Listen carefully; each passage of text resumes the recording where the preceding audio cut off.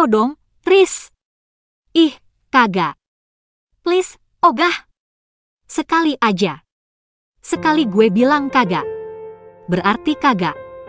Paham? Kakakku memutar kursi kerjanya.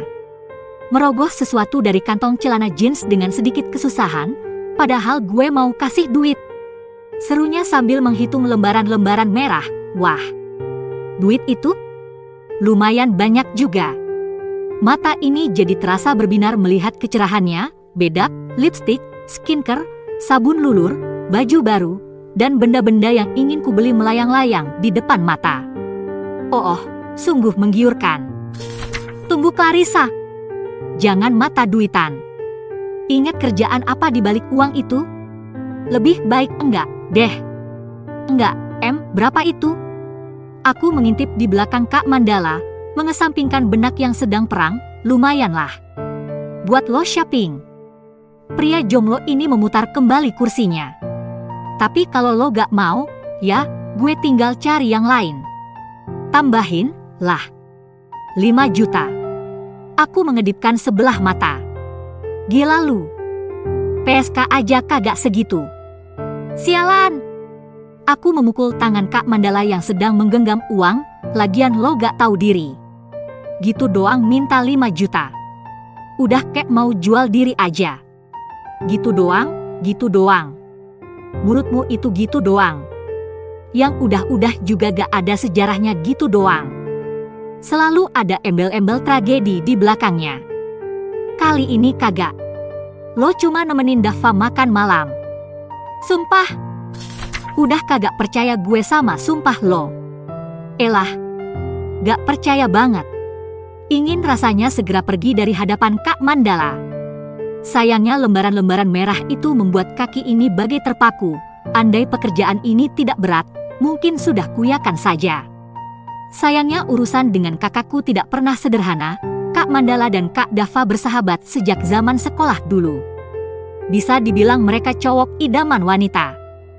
Katanya, sih, selain ganteng, 2 cowok ini cool dan keren. Entah dilihat dari mana. Menurutku, sih, biasa saja. Ketampanan mereka itu gak sebanding dengan kelakuannya yang gak banget. 2 cowok ini sering dikejar-kejar wanita.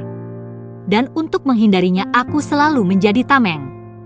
Masih ingat jelas bagaimana kerjaan terberat dari Kak Mandala. Saat itu ada seorang cewek yang ngejar-ngejar dia sampai datang ke rumah. Lalu aku disuruh buat jadi adik yang menyebalkan. Parah banget, sih, apa yang aku lakukan hari itu. Aku duduk deketin temen ceweknya Kak Mandala. Lalu SKSD.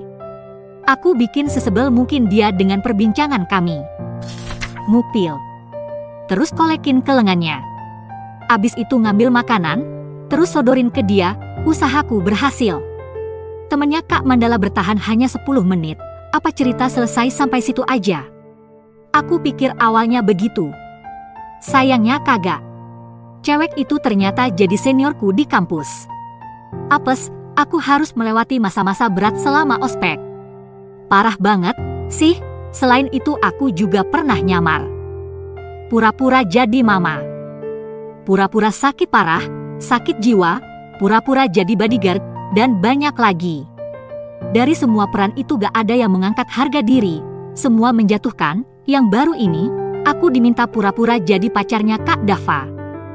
Katanya, sih, dia mau dijodohin gitu, terus aku harus bikin cewek pilihan ibunya ini mundur. Caranya gimana? Itu yang belum jelas. Kak Mandala sih jelasinnya simpel. Cukup datang temani Kak Dava, tapi jangan percaya. Aku sudah hatam sama modus mereka. Jelasin A, fakta di lapangan Z. Gimana? 2 alis Kak Mandala naik, nemenin doang? Irisku fokus pada uang. Lembaran merah itu menghapus segala logika, HM.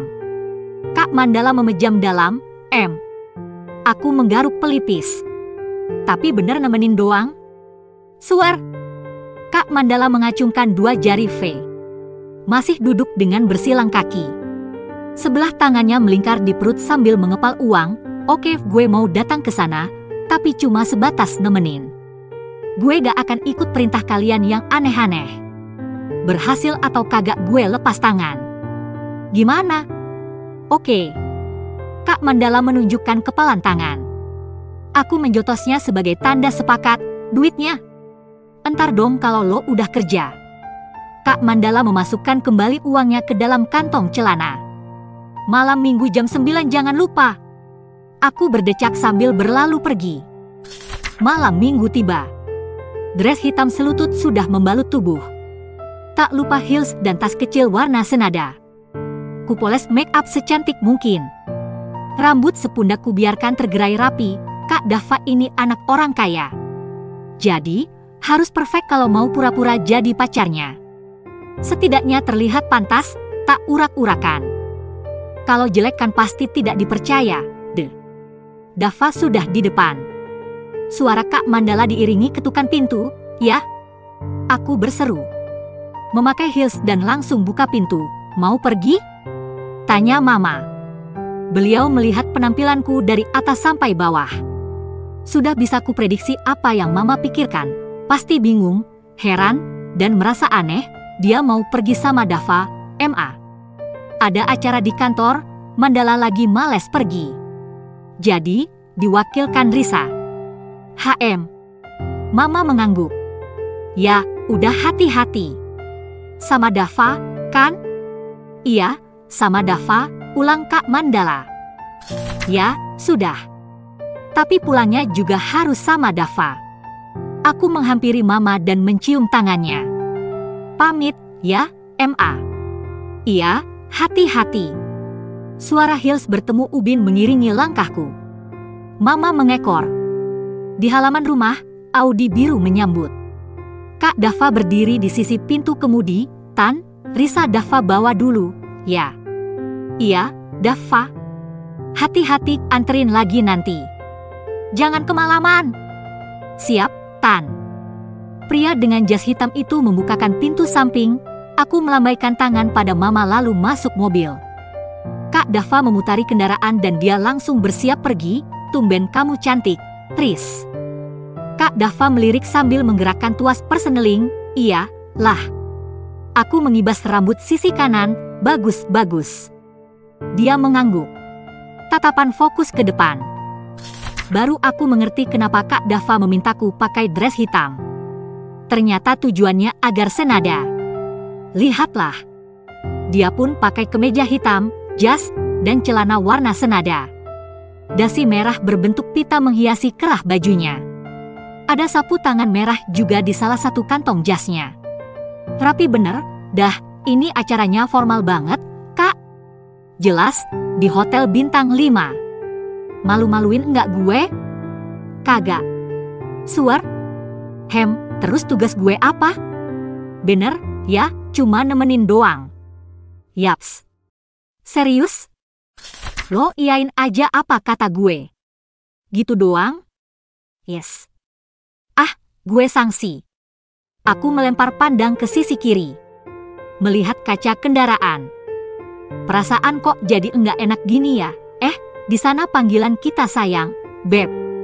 Jadi, gak ada lo gue. Serah lo, Perasaan gue gak bener ini. Bukannya menenangkan, Kak Dava malah tertawa. Setengah jam berlalu, kami sudah berada di sebuah restoran Hotel Bintang 5. Aku melingkarkan tangan di lengan Kak Dava. Berjalan di bawah lampu-lampu kristal super besar, Kak Dava membawaku pada salah satu meja bundar. Tempat seorang wanita bergaun merah duduk manis. Aku menghela napas penuh sesal. Lagi-lagi harus merusak harapan para perempuan. Selamat malam, Tamara, sapa Kak Dava di belakang kursi wanita itu. Tamara langsung menengok. Pada awalnya, tatapan itu berbinar. Namun, berubah dengan sekejap. Kamu sama. Ini cewek gue. Clarissa. Aku segera menyodorkan tangan. Hai. Clarissa. Senyum berusaha kulas semanis mungkin. Oh. Gadis malang itu tampak kecewa. Ayo, sayang. Kita duduk. Oke, Beb. Gue. Pengin muntah rasanya, aku dan Kak Dava duduk di seberang Tamara. Lalu pria di sampingku ini mengayunkan tangan memanggil pelayan. Lo belum pesan makan, kan? Tamara menggeleng tanpa kata. Pelayan datang. Memberi book menu. 1 untuk Tamara. 1 untuk aku dan Kak Dava. Kamu mau pesen apa, sayang? Terserah kamu aja, Beb. Oke, aku pesenin yang sehat buat anak kita. Ya. Anak? Gila. Hamil, OMI, emang bikin anak kek ngupil. Sedetik langsung dapat, aku mencubit paha Kak Dava. Bisa kupastikan, di balik kain hitam ini, lapisan kulitnya sedang meradang. Kak Dava menyembunyikan sakit dengan sedikit meringis dan senyum yang dipaksakan. Kenapa, sayang? It's okay, no problem. Kehamilanmu bukan untuk disembunyikan. Kak Dava menepis tanganku. Kamu ngomong apaan sih, Beb? Aku melirik Tamara dengan senyum tak enak. Sumpah. Ini parah sih. Kerjaan dari Kak Mandala gak pernah benar. Selalu menjatuhkan harga diri. Lo hamil? Tamara mengernyit jijik. Cewek gue emang lagi hamil. Pede banget. Tante tahu? Bukan urusan dia. Ih, parah banget sih lo, Dav. Gue emang separah itu. Kak Dava menatap Tamara cukup serius. Ra, gue minta lo mundur dari perjodohan ini. Gue gak mungkin sama lo karena Clarissa udah hamil. Jadi, gue gak mungkin ninggalin dia. Sebaiknya lo cari cowok lain. Jangan mau menjalani hubungan yang tujuannya cuma buat bisnis. Aku sayang sama kamu beneran, Dava. Kak Dava menunjukkan telapak tangannya. Pacar gue udah hamil. Mau dipaksa bagaimanapun pernikahan kita gak akan pernah ada. Ini gimmick, kan? Nomor. Dia memang cewek gue.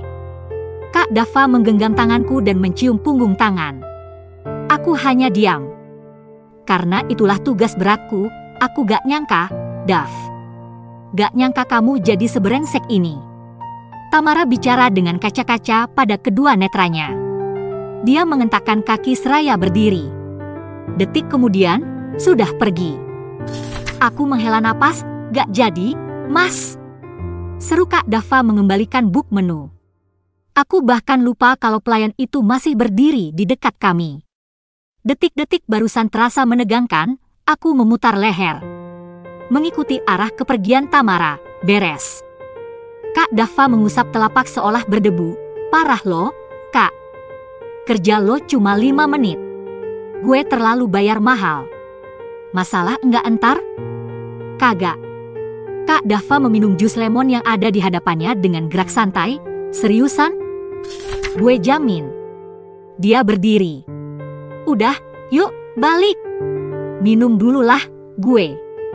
Parah bener kesini enggak makan apa-apa. Di meja bundar ini, hanya ada 2 air minum. Milik Tamara dan Kak Dava. Aku segera mengaliri tenggorokan dengan jus lemon milik Kak Dava. Udah, entar gue beliin kebab pinggir jalan. Astaga. Level gue ternyata cuma ampe pinggir jalan. Kak Dava tertawarnya sambil berjalan duluan. Kenapa Tamara lo tolak, Kak? Dia cantik, loh. Lo juga udah cukup umur. Belum pingin nikah gue. Lo gak punya hubungan spesial, kan sama abang gue. Najis, umpatnya tak suka. Kini giliranku yang tertawa puas. Aku dan Kak Dava tidak langsung pulang setelah dari restoran tadi. Kami nongkrong dulu di taman kota sambil ngobrol. Duduk di kursi permanen yang telah disediakan. Tak jauh dari kami, para pedagang kaki 5 berjajar, ada kebab, sosis bakar, siomay, tukang kopi, nasi goreng, sampai seafood jalanan juga ada. Di sini, banyak anak muda nongkrong malam mingguan. Kalau dilihat-lihat dari penampilan, aku dan Kak Dava paling good looking. Rapi dan berkelas. Belum lagi Audi yang terparkir cantik di sana. Lengkap, sayangnya yang tak melengkapi adalah jajanan kami. Cuma kebab dan minuman bersoda. Lagi sibuk apa di kampus? Kak Dava melirik. Dia duduk condong ke depan. Sikut bertumpu pada paha, gue sama teman-teman lagi garap film pendek begitu, sih. Aku kesulitan bicara karena sedang mengunyah kebab. Temanya? Back to nature. HM bikin yang beda lah. Contohnya? lo bisa bikin kehidupan 1000 tahun lagi misal. Ketika sudah jarang pohon dan kehidupan didominasi robot-robot. Jangan yang dana besar lah, kasih ide yang sesuai kantong mahasiswa. Entar coba gue pikirin. Pria di sampingku ini menegak air dalam kaleng bersodanya. Kak. Ngapain tadi pakai ngaku-ngaku hamilin gue? Emang gak bisa pacaran biasa aja? Bikin dia pergi doang, gampang. Gue emang sengaja pengen Tamara dan bokap nyokap gue berpikir kalau gue seberengsek itu. Masalah enggak entar? Biasanya ada ekornya abis begini-beginian. Kagak. Paling gue dimaki. Udah biasa. Kak Dava tiba-tiba mengeluarkan sapu tangan merah. Lalu mengusap bibirku dengan gerak kasar. Buset. Aku memekik, makan kek gembel. Dia membuang sapu tangannya di atas pahaku. Lagian lo kasih jajanan kebab. Emang gue bisa anggun makan yang segede gini? Biasanya juga makan burger jumbo yang segede gaban. Mana ada? Gue gak kenal burger. Biasanya gue makan Krabby Patty di restorannya Tuan Krab yang segede gini. Aku menunjukkan ukuran dengan jempol yang hampir bertemu telunjuk. Kak Dava berdecak lalu tersenyum. Jajan lagi gak? Tanyanya setelah kebabku habis. Sosis, ya? Ya udah, ambil. Aku mengambil beberapa sosis berukuran jumbo. Kak Dava langsung membayarnya, aku bukan kelaparan. Hanya males aja malam minggu kesepian di rumah. Kalau pulang agak larut kan bisa langsung tidur. Tak perlu meratapi kejombloan ini, nih pakai. Kak Dava menyerahkan jasnya saat kami hendak kembali duduk, kagak angin malam. Gue entar dimarahi tante. Terpaksa. Aku meletakkan jas di pundak dengan asal, cowok lo gak nyari malam minggu gini? Gue single. Gaya lo. To the point aja gak laku. Sorry. Single itu pilihan. Jomblo itu takdir. Ngeles. Selanjutnya, aku asyik makan sosis. Kak Dava diam cukup lama. Cowok idaman lo kayak gimana?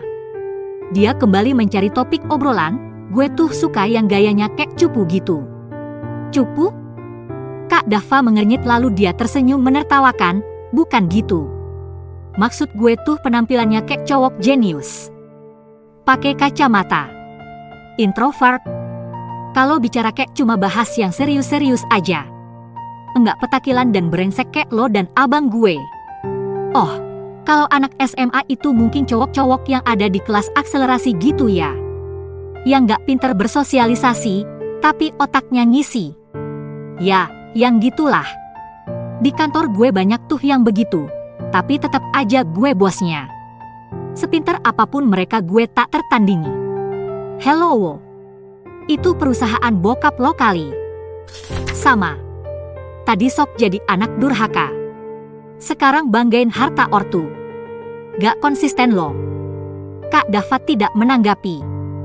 Hanya dia melihat jalanan. Beberapa menit tak bersuara. Musik dari lapak pemilik seafood mendominasi telinga. Kak Dava melirik. Melihat dengan sorot aneh. Lo makan sosis kayak anak kecil. Napa emang? Kak Dava kembali mengambil sapu tangannya di atas pangkuanku. No more. No more. Gue bisa bersihin sendiri.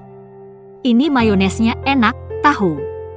Aku membersihkan bibir dengan jari sendiri dan menyelamatkan sisa mayo. Astaga. Clarissa. Dia mengumpat jijik, aku tertawa puas. Jam 10, kami memutuskan pulang. Berjalan beriringan menuju kendaraan yang terparkir di pinggir jalan. Suara Lamborghini yang melaju pelan menarik perhatian. Jika yang lain terpukau karena kemewahannya. Aku dan Kak Dava terpana karena curiga pada penumpang di dalamnya. Tepat ketika Kak Dava hendak membuka pintu, kendaraan mewah itu berhenti tepat di belakang Audi. Sedetik sebelum penumpang turun, aku menunduk dan menggeleng. Menyembunyikan muka dengan rambut. Persis kayak setan, itu pasti bokap nyokapnya Kak Dava. Mampus! Kak Dava berlari mendekat. Dia membuka pintu mobil dan sedikit mendorong tubuhku. Detik kemudian, terdengar suara kendaraan terkunci, aku duduk gusar. nengok ke belakang melihat keadaan. Tampak dua wanita yang turun dari Lamborghini, Tamara dan maminya Kak Dava. Tamara pasti sudah bilang kejadian malam ini. Kalau saja Kak Dava tidak membuat skenario kehamilan, aku mungkin tidak akan sepanik ini. Dua hal yang bisa kuprediksi mungkin akan terjadi. Pertama, mami Kak Dava memakiku dengan sebutan jalang, wanita murahan, dan hal semacamnya. Lalu memintaku menggugurkan kandungan, atau yang kedua, bisa saja kami dinikahkan secara paksa. Ini yang gak boleh terjadi, aku menggigit bibir. Membayangkan bagaimana hancurnya hidupku ke depannya nanti, Kak Dava terlihat berdebat dengan maminya. Sesekali Tamara ikut menimpali. Apa yang mereka katakan? Aku tidak tahu. Suaranya di dalam sini kedap, aku pernah bertemu 2 kali dengan maminya Kak Dava. Entah dia kenal aku atau tidak. Yang pasti dia tahu Kak Mandala. Tamara mendekati mobil. Dia tepat berada di sisi kiriku. Ini wanita jalang itu, Tante. Suaranya samar. Tamara berkali-kali berusaha membuka pintu mobil, tapi gagal. Maminya Kak Dava ikut mendekat. Melakukan hal yang sama seperti Tamara. Kak Dava tetap tidak membuka kuncinya. Sepertinya mami Kak Dava ingin tahu siapa aku. Wanita paruh baya itu mendekatkan wajah ke kaca. Mengintip. Kedua irisnya menyipit, harap-harap cemas. Aku menutup rambut lalu melirik kaca samping. Wah. Wanita paruh baya itu teriak. Mundur sambil memegangi dadanya. Semoga tante tidak serangan jantung. Aku mengusap dada. Rasanya serupa dihempas turun dari roller coaster. Selamat. Kak Dava memanfaatkan keterkejutan maminya dengan segera memasuki mobil. Dia langsung tancap gas. Meninggalkan 2 wanita beda usia itu, masalah gak ini? Aku masih nengok ke belakang. Enggak. Serunya santai, swear.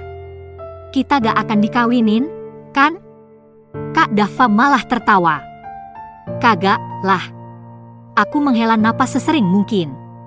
Setiap kali mencari gara-gara dengan orang lain, aku merasa dunia ini semakin sempit. Gue berharap besok bumi ini membesar. Ucapku pasrah. Kenapa? Lo gak tahu gimana was-wasnya gue, takut ketemu sama orang-orang yang gue kerjain. Elah, cuek aja kali. Cuek gundulmu. Aku memukul lengan kiri Kak Dava, dijanjiin duit berapa lo sama Mandala? 3 juta. Pantes. Gue kan mintanya yang lain bukan lo. Emang lo ngasih berapa, Kak? 4. Gila. Dikorup ternyata. Si Mandala maunya simpel terus, umpatnya, masalah, ya, ini? Enggak. Tapi usahakan lo jangan ketemu bokap dulu. Rencana lo apa, sih, sebenarnya? Kak Dava melirik sekilas. Anak kecil gak akan ngerti. Aku menghempaskan punggung pada sandaran kursi. Mendelik dan mengumpat pelan, baru saja lo bilang gue hamil. Masih bilang anak kecil? Oh, iya, ya. Sejak kapan lo gedenya? Gak nyadar gue. Is. Aku melipat tangan di dada lalu menyetel musik dan kembali duduk rileks. Jalanan malam lumayan lengang. Kendaraan melaju teratur. Aku seperti ada dalam gendongan. Tak tahu berapa menit berlalu, tepukan terasa di pipi. Wajah Kak Dava terlihat cukup dekat saat aku membuka mata. Udah sampai rumah, katanya pelan. Ketiduran? Ya, gue? Aku merentangkan tangan sambil melihat suasana. Ternyata kami sudah ada di halaman rumah. Mesin mobil tak bersuara dan bahkan Kak Dava sudah turun. Ada kain hitam menyelimuti setengah tubuh. Segera ku buang jas itu ke sembarang arah, cepet turun. Aku sedikit limbung karena nyawa belum terkumpul. Kak Dava menahanku dengan memegang 2 pundak. Nih anak. Jalan yang benar. Iya, Mama dan Kak Mandala berdiri di teras. Aku mencium tangan Mama lalu menunjukkan telunjuk pada Kak Mandala. Urusan kita belum selesai, Mandala Hiraki. Kuakhiri kalimat dengan mengepalkan tangan sebagai ancaman. Udah tidur sana. Mata merah begitu. Cuci tangan kaki dulu, Risa. Mama mengingatkan, aku langsung masuk rumah dan menghempaskan diri di kasur. Hari Minggu adalah hari santai. Pagi-pagi, Kak Mandala sudah nongkrong di belakang rumah sambil main gitar. Kakakku sedang menyanyikan lagu grup band Noah sambil duduk bersila di gazebo. Segelas kopi menemani waktu luangnya, suara Kak Mandala terdengar lirih dan merdu, masih ku merasa angkuh. Terbangkan anganku jauh. Langit kan menatapku. Walau ku terjatuh. Dan bila, lo benar-benar keterlaluan, Mandala. Aku menggebrak lantai kayu gazebo, membuat Kak Mandala menghentikan lagu. Pria yang katanya cool itu meneguk kopi dengan santainya. Semalam sukses, kan? Ambil duitnya di laci kerja gue. Sukses? Ceka. Aku melotot. Duduk di dekat tangga gazebo. Meruncingkan bibir sambil melihat kebun sayur belakang rumah yang tertata rapi. Ekspresi cueknya Kak Mandala membuatku benar-benar kesal. Mimik datarnya tak pernah berubah dalam situasi apapun. Kenapa sih mesti ada adegan pura-pura hamil? Ide siapa itu? Tanyaku dengan nada tinggi. Menengok pada tersangka yang bersila di sudut dalam gazebo. Oh, gue. Dia kembali menatap senar-senar gitar dengan sorot fokus. Loh? Parah, ih. Gak bisa apa, biasa aja. Si Dava lagi pengin bikin ulah. Emang dasar kalian? Tahu nggak, semalam nyokapnya ampe ngejar. Itu nyokap tiri, bukan nyokap asli. Oh, ya? Aku mengernyit lalu memperbaiki duduk agar bisa melihat Kak Mandala dengan benar. Nyokapnya udah gak ada, jelasnya, lah, baru tahu gue. Santai aja, lo gak bakal dikawinin, ucapnya seperti tahu apa yang ada di kepalaku. Perkataannya lumayan menenangkan, sih, lo tuh bikin skenario, coba yang mengangkat harga diri gue. Bukan selalu menjatuhkan. Entar gue kasih peran lagi kalau ada. Males, lah. Mana duitnya dikorup juga. Itu bukan korup, tapi upah penyalur. Penyalur apaan? Lo gak keluar modal sama sekali. Lo cuma modal memelas doang. Please sekali saja. Priet. Aku meniru cara bicaranya tempo hari. Lo juga mau. Dan bila semua tercipta, Kak Mandala melanjutkan nyanyiannya, aku berlari ke kamar Kak Mandala. Ambil duit. Uhai, 3 jeti, meskipun kerjaannya menyebalkan. Duitnya tetap manis, Senin pagi. Jadwal mata kuliah pertama hari ini jam 9. Namun, aku sedang disibukkan penggarapan film pendek. Jadi, harus berangkat pagi. Celana jeans dan kaos putih adalah pakaian yang kukenakan hari ini. Kupoles bedak tipis dan sedikit lip gloss merah muda. Jangan lupakan eyeliner biar ada yang on point. Cantik! Seruku setelah memastikan semua beres. Kutata kembali alat kecantikan pada laci meja rias.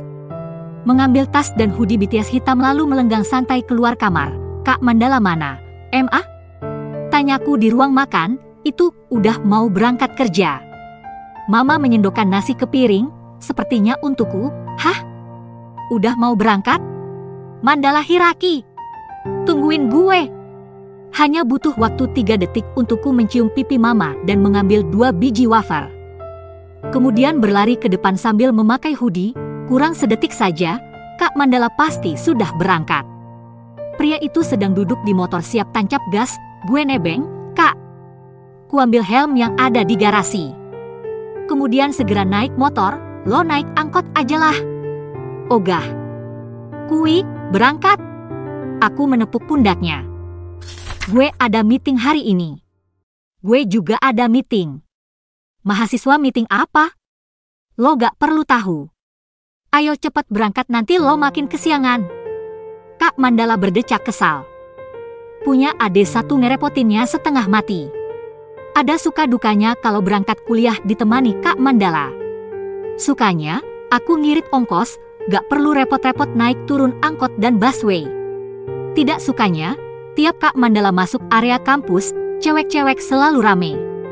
Udah kayak kedatangan Ji Chang-wook aja. Kak Mandala, selamat pagi, Kak Mandala. Aba Aang, Kak Mandala yang dipanggil, aku yang geli. Pagi ini pun, tak berbeda suasananya. Ketika motor memasuki gerbang kampus lalu berhenti di depan gedung fakultas. Cewek-cewek itu langsung cari-cari perhatian. Nih, ya, kalau aku datang jalan kaki, orang pasti nanya begini, gak sama Kak Mandala, Riz? Kak Mandalanya mana, Risa? Abis itu mereka cuek. Teman-teman dekatku tidak pernah menghampiri, lain hal kalau sama Kak Mandala. Motor berhenti di depan fakultas, disitulah teman-temanku langsung berkumpul. Bahkan kadang ada yang aku sendiri tak mengenali. Hai, Risa. Hai, Kak Mandala. Natasha mendekat diikuti Mita dan Tania. Hai, balasku dan Kak Mandala bersamaan. Sehat, Kak? Tanya Mita. Alhamdulillah. Aku udah feeling, loh. Kakak nganterin Risa hari ini, timpal Tania. Oh, ya? Bagus feeling kamu. Iya dong, iya, aku bikinin ini buat kakak. Kali ini Natasha yang bicara. Wanita berambut panjang itu mengambil sesuatu dari tasnya. Itu tuh perwara, Natasha memang selalu bawa bekal, apa itu? Sya. Buat makan siang. Ambil aja. Buat gue? Huang. Hang Yu. Aku mengernyit saat Kak Mandala memasukkan kotak itu ke tasnya. Gak tahu diri banget, itu kan bekalnya Natasha. Ih, kok dikasih dia?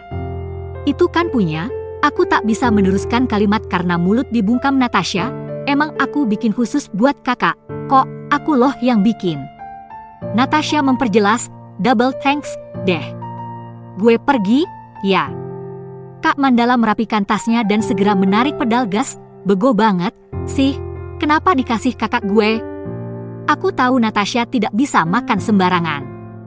Jadi, dia selalu bawa bekal, gak apa-apa. Gue tahan lapar demi Kak Mandala.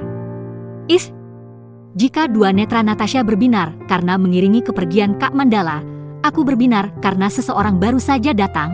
Laki-laki itu memakai kacamata dan kemeja rapi. Bunga-bunga bak bermekaran mengikuti langkahnya.